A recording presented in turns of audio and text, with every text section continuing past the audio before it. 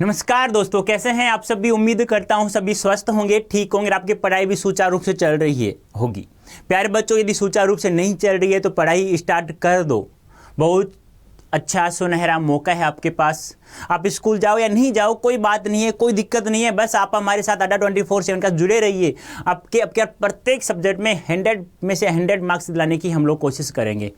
पिछले बार भी 2022 में भी हम लोगों ने बहुत सारे बच्चों को 95% से अधिक अंक दिलाए हैं। अब की बार भी हम कोशिश करेंगे कि प्रत्येक बच्चे के अगर 98, 99, 100 में से 100 नंबर भी आए।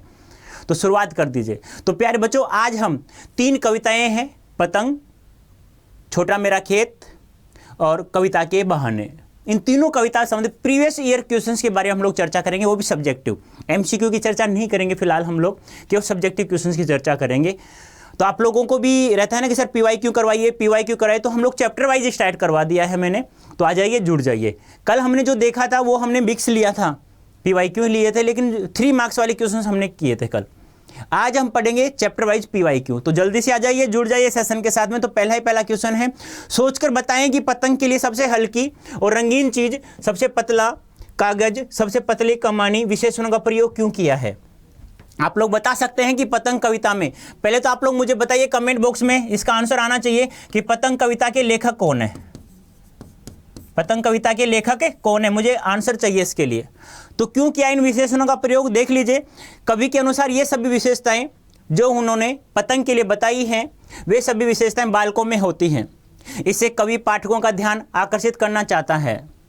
वह इसके माध्यम से पतंग की विशेषता तथा बाल सुलभ इच्छाओं और उमंगों का चित्रण करना चाहता है। बच्चे भी मुलायम और हल्के होते हैं, उनकी कल्पनाएं रंग बिरंगी होती हैं, वे अत्यंत कोमल वे निश्चल मन के होते हैं। इसी तरह पतंगें भी रंग बिरंगी हल्की होती हैं, वे आकाश में बहुत ऊपर तक उड़ती हैं। बालक का मन भी उस पतंग के साथ उड़ना चाहता है। कहने का तात्पर्य क्या है, जो पतंग है, पतंग के जिन विशेषताओं का प्रयोग कवि ने किया है, वो सभी विशेषताएं एक बालक में होती हैं। क्योंकि बालक जो होता है ना, कभी भी आप बालक के चेहरे पर किसी भी अंग पर, यानी किसी भी कहीं पर भी एक स्पर्श करना अपने हाथ से, आपको बहुत मुलायम लगेगा। बहुत हल्का होता है बच्चा, बहुत कम वजन होता है। आप उसे कहीं पर भी किसी प्रकार गोद में ले सकते हैं, कैसे भी उसे प्यार कर सकते हैं, उछाल करके किसी प्रकार, जिस प्रकार एक माँ करती है ना एक बच्चे से, तो उसी प्रकार आप भी प्रेम कर सकते हैं। जैसे पतंग उड़ती है, जो ऊपर उड़ती है ना, बच्चे ये सोचते हैं कि ये पतंग नहीं उड़ रही है, मैं उड़ रहा हूँ इस पूरे आसमान में। तो इसलिए उन्होंने इस विशेषणों का, इन शब्दों का प्रयोग किया है। नंबर 2 है, जन्म से ही वे अपने साथ लाते हैं कपास। कपास के बारे में सोचे कि कपास से बच्चों का क्या संबंध बन सकता है। यानी कपास में एक मुलायमता का गुण पाया जाता है। जिस प्रकार बच्चे मुलायम होते हैं, उसी प्रकार कपास भी क्या होती है, मुलायम होती है। इन दोनों का संबंध, दोनों में बहुत ही गहरा संबंध है। जैसे कपास हल्की मुलायम और वह चोट सहने में सक्षम होती हैं, उसी तरह बच्चे भी कोमल व मुलायम होते हैं और चोट सहने की क्षमता रखते हैं। कपास की प्रकृति निर्मल और निश्चल होती है, तो बच्चे भी निश्चल स्वभाव के होते हैं। यहाँ कवि के अनुसार कपास बच्चों की कोमल भावनाओं व उनकी मासूमियत का प्रतीक है। आपसे पूछा जाए पतंग कविता में कपास किसका प्रतीक है, किसका प्रतीक है, बालकों की मासूमियत का और उसकी कोमलता का प्रतीक है। ठीक है।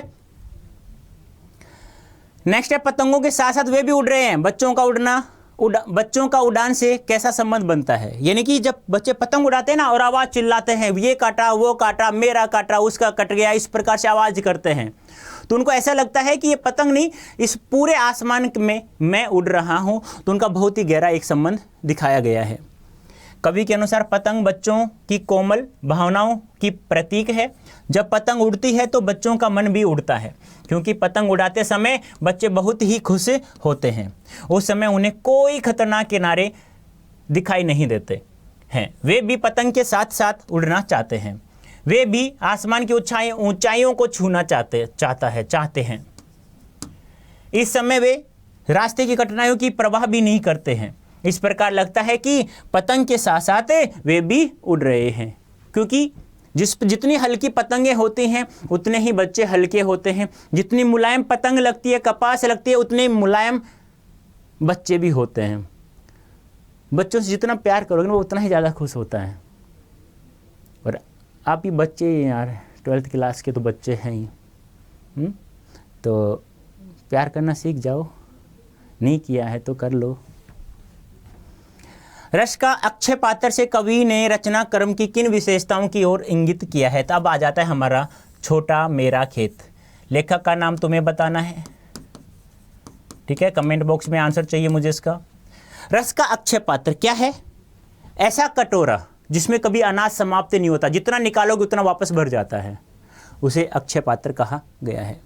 अक्षय का शाब्दिक अर्थ है नष्ट नहीं होने वाला, और पात्र का अर्थ होता है कटोरा, यानी ऐसा कटोरा जो कभी नष्ट नहीं होता है, जिसमें जो सामान रखा जाता है वो जितना निकालोगे आप उतना वापस भर जाता है।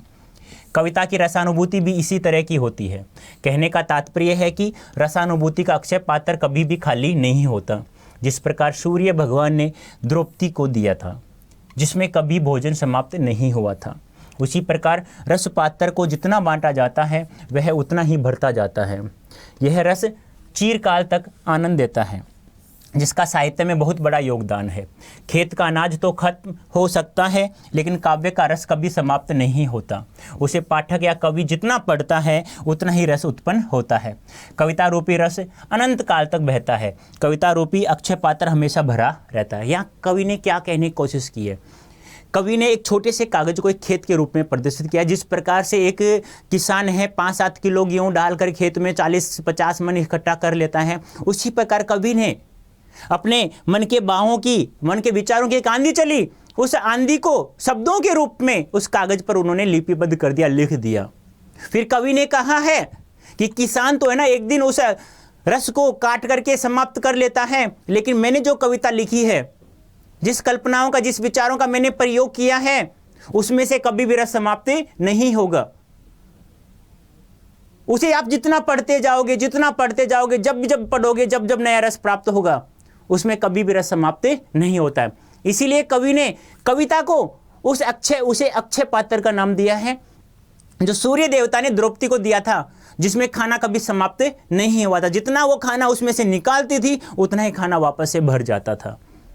तो ये बात कवि ने कहा है यहाँ पर कि कविता को जितना, जब जब पाठक पढ़ेगा, जब तब उसे रसानुभूति होगी, उसे रसास्वादन होगा, उसके रस की अनुभूति होगी, उसे मनोरंजन प्राप्त होगा, उसे आनंद प्राप्त होगा, उसे मजा आ जाएगा, आपकी भाषा में बोलूँ तो इसीलिए छोटा मेरा खेत यहाँ पे अक्षय पात्र के रूप प्रदर्शित किया है। छोटा मेरा खेत रचना के संदर्भ में अंदर और बीज क्या है? आंधी आई विचारों की, भावनाओं की, कल्पनाओं की।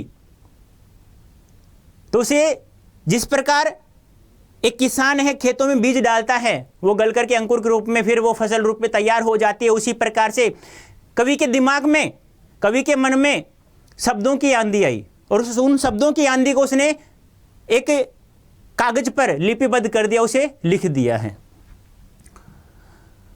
तो देख लीजिए, रचना के संदर्भ में अंदर का आशय भाव रूपी आंधी और तूफान से है, जो किसी के मन में अचानक किसी भी स्थिति को देखकर उत्पन्न होते हैं, चाहे वह प्रकृति वस्तु कोई व्यक्ति भी हो सकता है।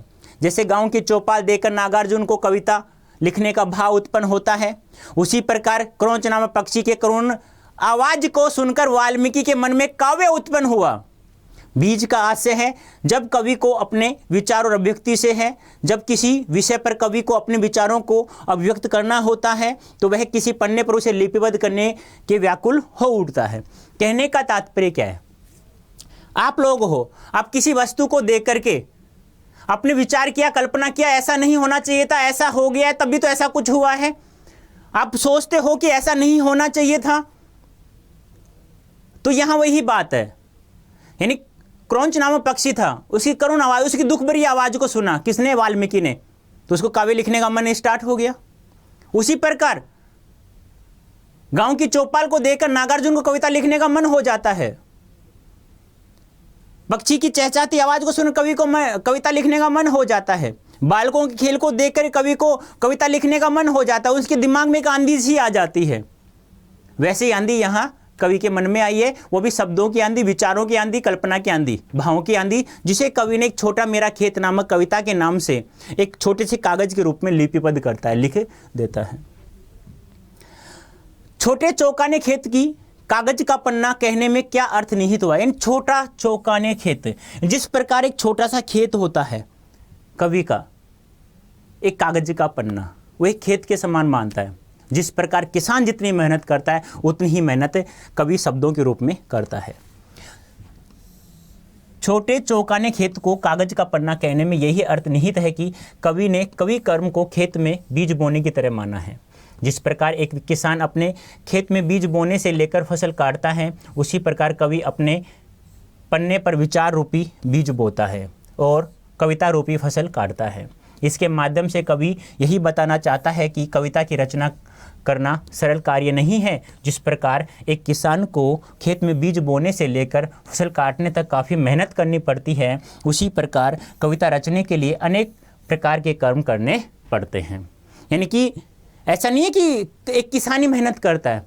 जब एक कवि कोई कविता लिखता है ना, उसे बहुत मेहनत करनी पड़ती है। आप सोचो, एक मजदूर है, सुबह से प्राति अपने सर पे रख कर के ईंटों को यानी किसी मकान को यानी प्राति ढो रहा है। सुबह से शाम तक उसने ईंटें ढोई है, यानी कि छत पे ले जा करके प्रात में डाल करके। एक व्यक्ति सुबह से शाम तक पढ़ रहा है, किस में ज़्यादा मेहनत है? उस पढ़ाई में सबसे ज़्यादा मेहनत है। अब कोई मोटा इंसान हो, कहता है ना पतला नहीं होता है, उसे आप मन से ईमानदारी से दी वो 12-12 घंटे रोजाना यदि 6 महीने तक पढ़ लेना, तो उसका जो शरीर था ना जो 1 क्विंटल का, वो 40 किलो पे आ जाएगा। 101% कह रहा हूँ मैं। विश्वास नहीं हो ना, जिन्होंने एग्जाम्स की तैयारी की है, यूपीएससी बीपीएससी किसी की भी तैयारी की हो ना, पढ़ाई यानी नौकरी के लिए, उससे पूछो कितनी मेहनत करनी पड़ती है पढ़ाई में। लेकिन जो मेहनत आप लोग करते हो ना, जो 6 महीने, साल भर, 2 साल, वो आपका भविष्य दिखाती है आप लोगों को।